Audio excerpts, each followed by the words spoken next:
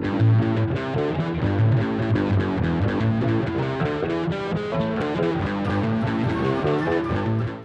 and welcome once again to the Dwarven Tavern. I am your host Lyric, and with me today is... I'm Josh. So we are going to be tackling a continuation of the race videos.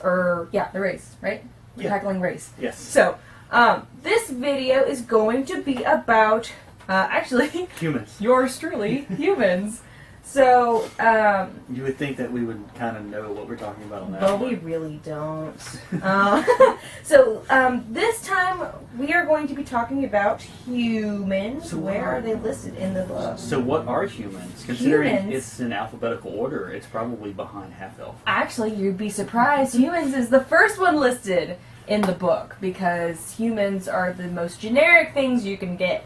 But we're actually wanting We're the best. Well, we're wanting to talk about what playing a human can actually do for you, rather than, because more often than not, a new gamer or gamers set in their ways don't want to play humans because that's what they are on a daily basis. Yeah. So... Well, I mean, that's the first thing. No, that wasn't the first thing I played. No, you played an elf. Yeah. First thing you played. That's what I'm saying. Like, a lot of times, characters want to, completely against what they're used to because they want this true fantasy aspect of the gaming world. Very good for D&D, and they get early level. Broken record, honey. They get early level buffs. I mean, they start out with an extra feat. Yeah. Well, it's because humans are known in Dungeons and Dragons specifically as being the most versatile of the... They can do anything. Yeah, they're the most branched out group of race. They don't have... that sentence just kind of just collapsed right out of my mouth. They don't have any ability adjustments at all, I don't think, do they? No, I don't think so. But they...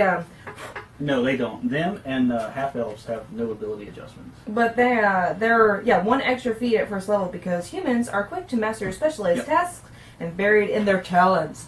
So humans are... That's the benefit of playing a human, is that you tend to... You can...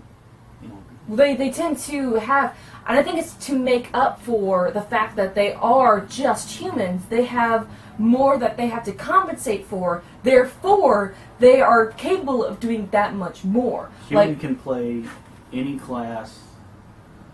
Really, yeah, they don't have a favorite class at all. They can play anything. Wizards, sorcerers, rogues, anything. That's humans are... Like their automatic language is common. Bonus language is any other than secret languages such as Druidic. So, like, they're so, like I was saying, they don't live as long as elves. They aren't as durable as dwarves. They aren't as strong as orcs or half orcs. They aren't as agile as gnomes or hobbits. So they have to make up for it in their abilities that they can master. Mm-hmm. So humans, the benefits of playing a human is what we're going to tackle, because a lot of times people tend to ignore them. So the human, the benefits of playing that is they are capable of so much more than other races, which is racist, actually. Well, but which makes sense because humans are, as you see in the real world, they're the most adaptable. They're the most cunning. You said that right as I spilled coffee on my hand. I'm like, oh no, I'm going to hit on the book. They can do anything. I'm sorry, I'm an embarrassment to our race. Good and bad. So they're adaptable to many environments. They can play pretty much any race. Or any class. Any I'm a human playing an elf. I am an elven human. You'll never see it coming. They can play any class. Oh, that's still two.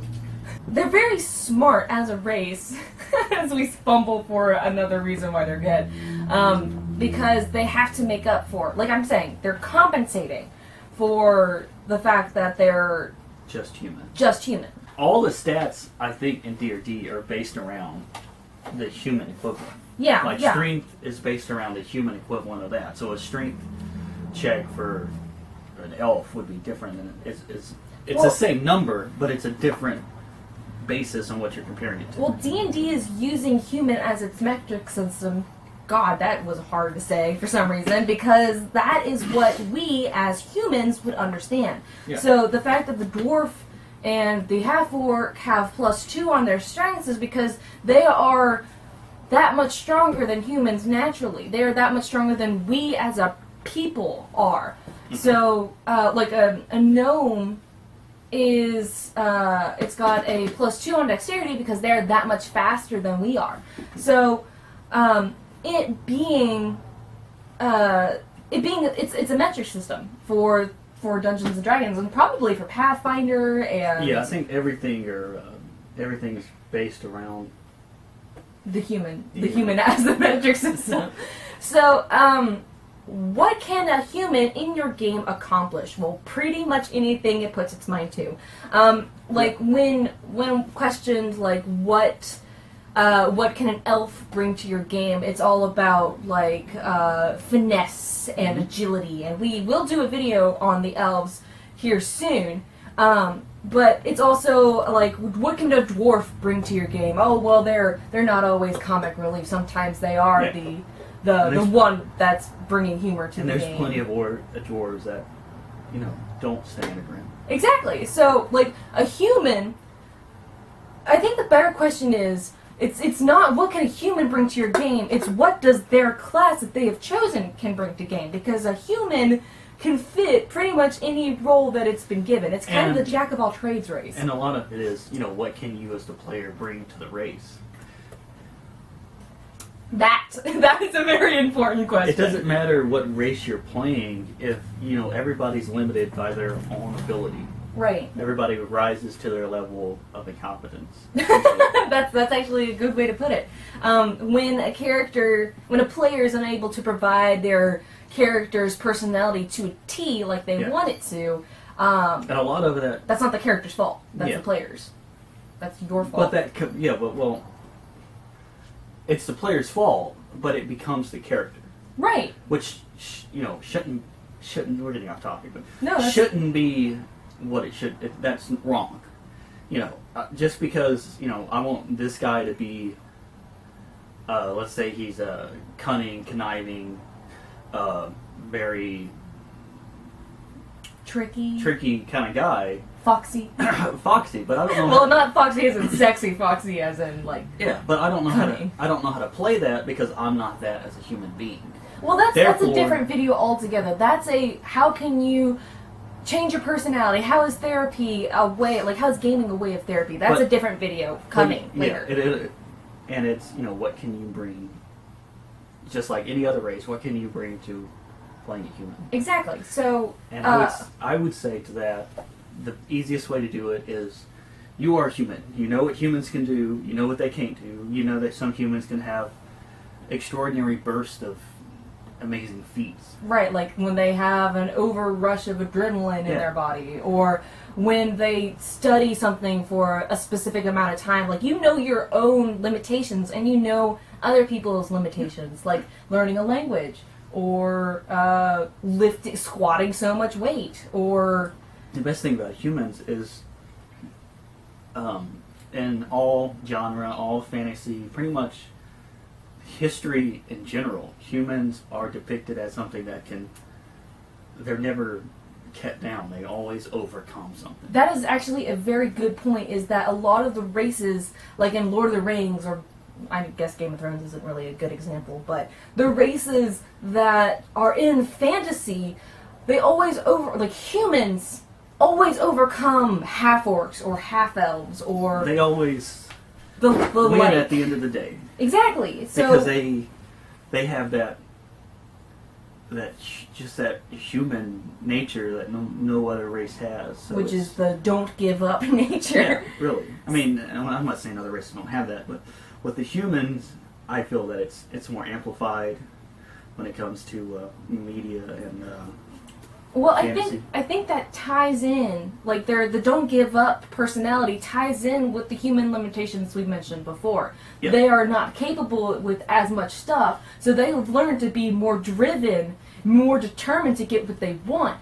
So, like half elves, or not half elves, let's just go with regular elves. Regular elves, when they don't win a war, they're always like, yeah.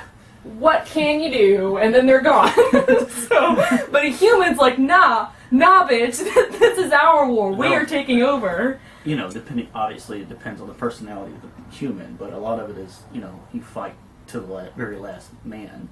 Yeah. And, that changes from personality to personality. You can find that in all the races, the go until you can't. Yeah. Like with dwarves, it's especially hard and especially rough.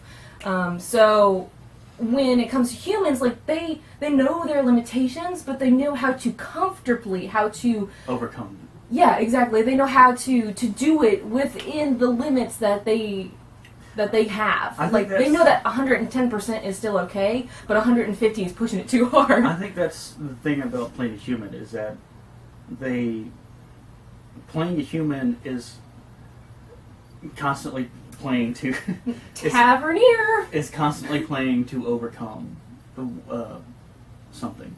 Is this Taverneer Artemis, by the way? Whether it's their own, mortality or their weaknesses or, something they're dealing with, they're always overcoming something. No, you're not allowed on the table. So that's a lot of pros. What about cons of playing? Well, the cons, they're pretty obvious. They're not as fanciful, so they're not as like outer worldly, and you live with being a human every day. So a lot of times people want to play other races so that they can escape that reality. Right. They want to explore the fantasy of the next world, so they try to escape being a human. So it's a con because it's so much like our world that like it's not anything different. Yeah. Another con would be that they are pretty limited.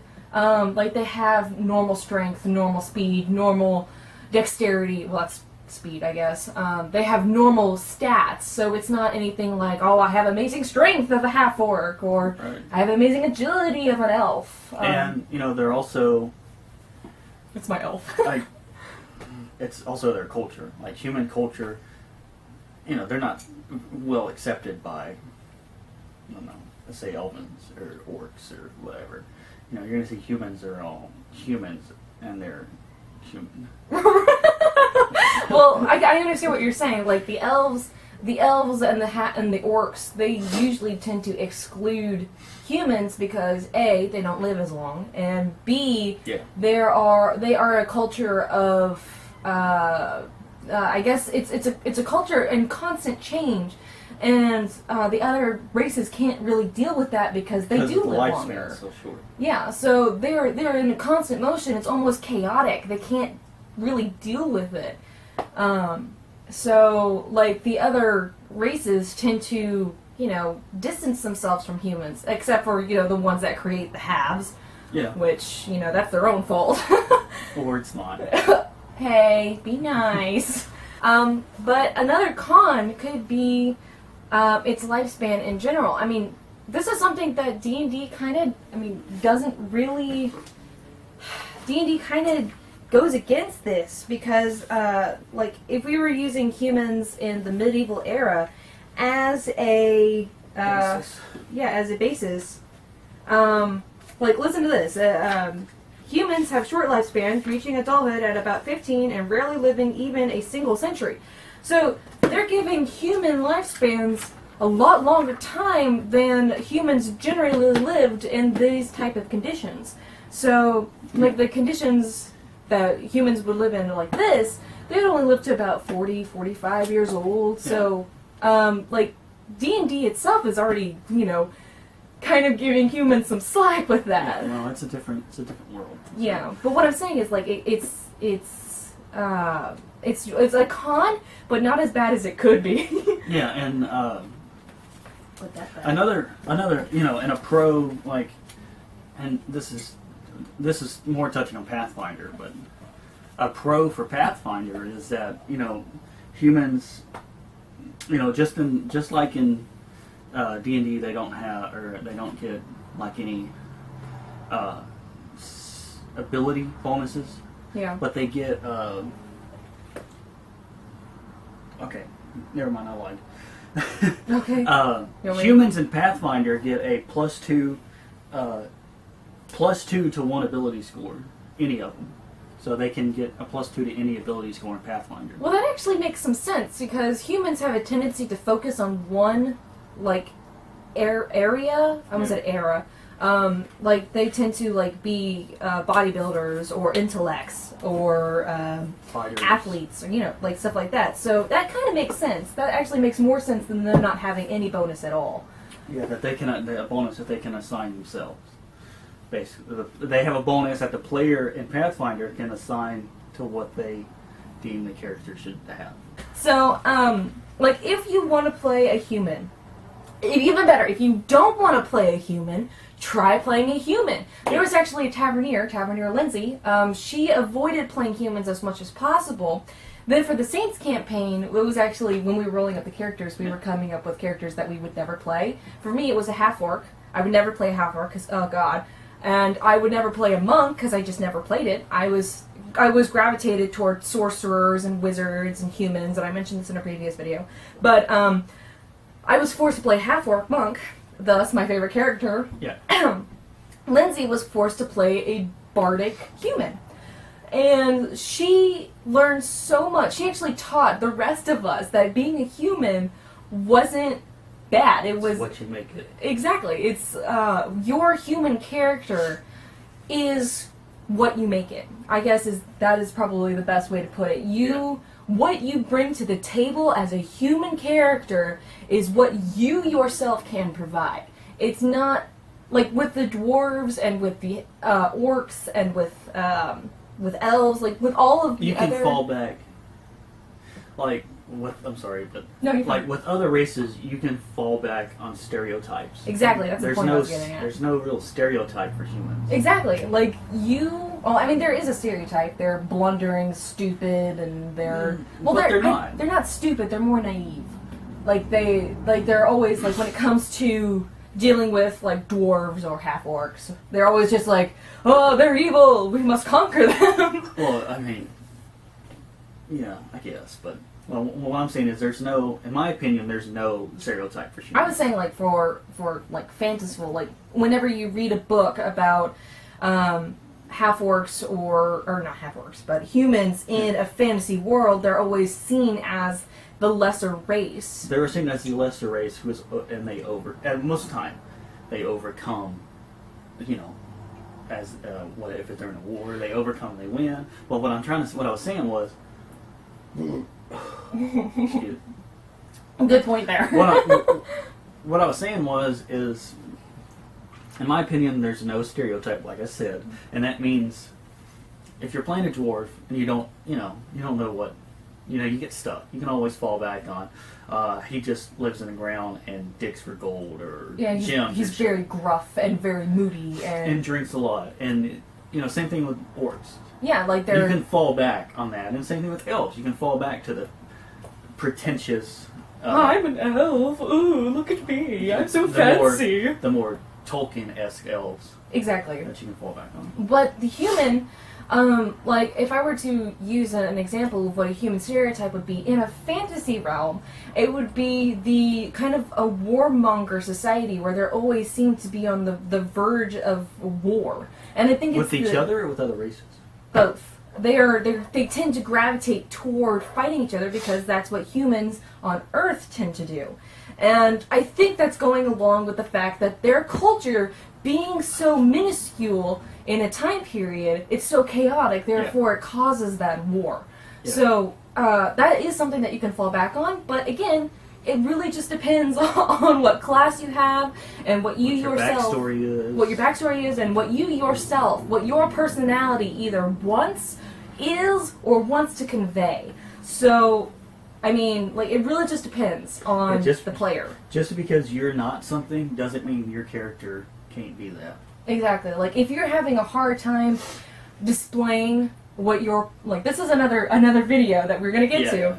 if you're having a hard time, this is just kind of a summary of what that video is going to be about. If you're having a hard time displaying your character's personality, it's not your character's fault. It's you, but you can use your character to break out of that shell, which is what we will be talking about in that video. So please look forward to that. But I think that actually covers all of what we wanted to say about the humans. That's it for this video. We thank you guys for always watching, and we plan to do a lot more videos coming up shortly. Please look forward to those. Do not abandon us. We do appreciate your views. And we will be tackling more race videos, more reviews, more beginner videos, which I'm glad you guys like those. I really do appreciate that. And on behalf of the entire cast and crew of the Dwarven Tavern, I'm your host, Lyric. And I'm Josh. And we wish for you to want for nothing but adventure, and at first I feared it. And then I charged. Thanks for watching, and we'll see you next time.